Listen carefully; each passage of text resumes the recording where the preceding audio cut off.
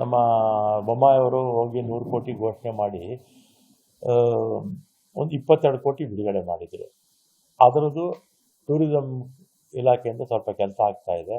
ನಾನು ಕೂಡ ಮುಖ್ಯಮಂತ್ರಿ ಹೇಳಿದ್ದೀನಿ, ಅದನ್ನು ಮುಂದುವರಿಸುವಂಥ ಕೆಲಸ ನಮ್ಮ ಸರ್ಕಾರ ಕೂಡ ಮಾಡುತ್ತೆ.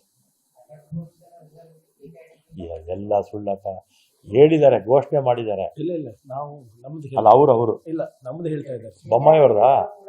ಇಲ್ಲ, ಮ್ಯಾಕ್ರೋನಲ್ಲಿ ಅಲ್ಲಿ ಸ್ಥಳೀಯ ಮ್ಯಾಕ್ರೋನಲ್ಲಿ ತಗೋಬೇಕಂತ ಏನೋ ಪ್ರಸ್ತಾವ ಇದೆ ಅಂತೆ. ಬಟ್ ಅವ್ರಿಗೆ ಮ್ಯಾಕ್ರೋ ಅಂದರೆ ಡಿಸ್ಟ್ರಿಕ್ಟ್ ಸಬ್ಜೆಕ್ಟ್, ಅಲ್ಲಿ ಉಸ್ತುವಾರಿ ಸಚಿವರು ಅದನ್ನು ಉತ್ತರಿಸಿದ್ರೆ ಬೆಟರ್. ಸಂಪೂರ್ಣ ಮಾಹಿತಿ ನಮ್ಮಲ್ಲಿ ಇರೋದಿಲ್ಲ. ಹಿಂದೆ 100 ಕೋಟಿ ಹೇಳಿದ್ರು, 22 ಕೋಟಿ ಬಿಡುಗಡೆ ಆಗಿದೆ. ಎಲ್ಲಿ? ಇನ್ನೂ ಸಮಯ ಇದೆ. ಈ ನಮಗೆ ಅರ್ಜೆಂಟಾಗಿ ತಿರುಪ್ತಿ ಆಗ್ತಾ ಇದೆ.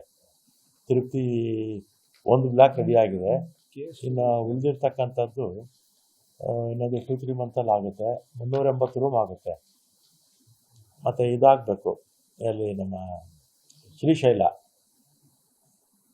2 ಎಕರೆಗೆ ಆದೇಶ ಮಾಡಿದ್ದಾರೆ.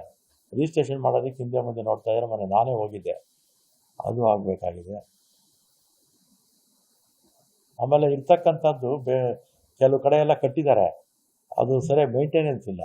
ಸಮರ್ಪಕವಾಗಿ ಅದನ್ನು ನಾವು ಮೇಂಟೈನ್ ಮಾಡಲಿಲ್ಲ ಅಂದರೆ ಪಾಳು ಕೊಂಪುಗಳ ಥರ ಇರುತ್ತೆ. ಅದನ್ನು ಮಾಡಬೇಕು. ಈ ಟಾಪ್ ಪ್ರಿಯಾರಿಟಿನಲ್ಲಿ ಕಟ್ಟಿರ್ತಕ್ಕಂಥದ್ದನ್ನು ಚೆನ್ನಾಗಿ ಮೇಂಟೈನ್ ಮಾಡ್ಕೊಂಡು ಹೋಗ್ಬೇಕು. ಮುಂದಕ್ಕೆ ಒಂದು ವಿಷನ್ ಇಟ್ಕೊಂಡು ಯಾವುದೇ ಒಂದು ದೇವಸ್ಥಾನ ಇರ್ಬೋದು, ಇನ್ನು 10 ವರ್ಷಕ್ಕೆ ಏನು ಮಾಡ್ಬೋದು ಅಂತ ಪ್ಲ್ಯಾನ್ ಮಾಡ್ಕೊಬೇಕು. ಇಲ್ಲಾಂದರೆ ಎಲ್ಲೋ ಸಿಕ್ಕಿದ ಕಡೆಯಲ್ಲೆಲ್ಲ ಕಟ್ಬಿಡ್ತಾರೆ.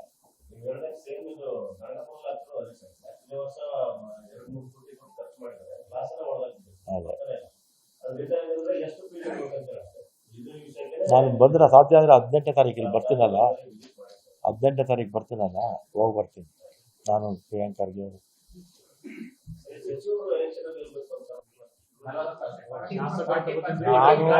ಈಗ ನಾನು ನೋಡಿದೆ ಪತ್ರಿಕೆಗಳಲ್ಲಿ, ಈಗ ನಮಗೇನೋ ಆ ಥರದ್ದೇನೂ ಕಾಣಿಸ್ತಿಲ್ಲ. ಅವರು ಟೆಂಡರ್ಸು, ಸಣ್ಣ ಪುಟ್ಟ ಕಾಂಟ್ರಾಕ್ಟರ್ಸ್ಗೆ ಟೆಂಡರು ಪ್ಯಾಕೇಜ್ ಮಾಡೋದ್ರಿಂದ ತೊಂದರೆ ಆಗುತ್ತೆ ಅಂತ ಹೇಳ್ತಾ ಇದ್ದಾರೆ. ಪ್ಯಾಕೇಜ್ ಮಾಡಿಬಿಟ್ರೆ ಸಣ್ಣ ಪುಟ್ಟ ಮಧ್ಯಮ ವರ್ಗ ಮತ್ತು ಅಂದರೆ ಕ್ಲಾಸ್ 1, ಕ್ಲಾಸ್ 2, ಕ್ಲಾಸ್ 3 ಇವರಿಗೆ ಕಾಂಟ್ರಾಕ್ಟರ್ಸ್ಗೆ ತೊಂದರೆ ಆಗುತ್ತೆ ಅಂತ ಹೇಳಿದ್ದಾರೆ. ಮತ್ತು ಲಂಚ ಬಗ್ಗೆನೂ ಹೇಳಿದ್ದಾರೆ. ಈಗ 100ಕ್ಕೆ 100 ಭಾಗ ಕಡಿಮೆ ಆಗದೆ ಇದ್ದರೂ ಕೂಡ BJP ಕಂಪೇರ್ ಮಾಡಿದ್ರೆ ನಮ್ಮಲ್ಲಿ ಕಾಣಿಸ್ತಾನೆ ಇಲ್ಲ, ಭಾಳ ಇಲ್ಲವೇ ಇಲ್ಲ ಅಂತ ಹೇಳ್ಬೋದು.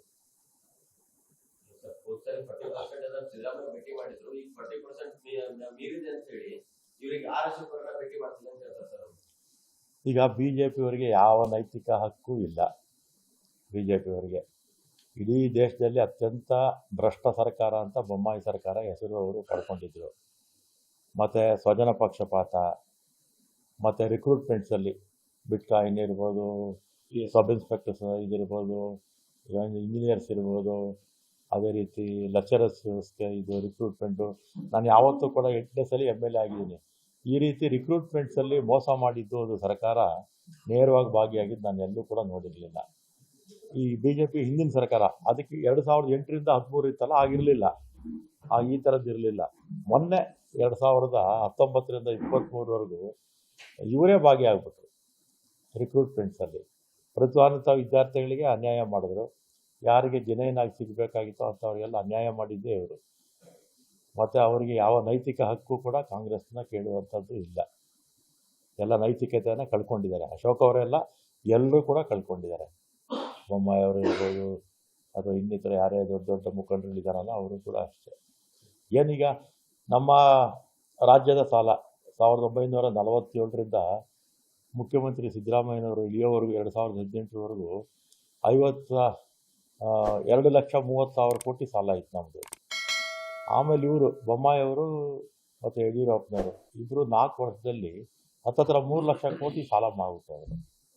ದ್ವಿಗುಣ ಆಗೋಯ್ತು ಸಾಲ.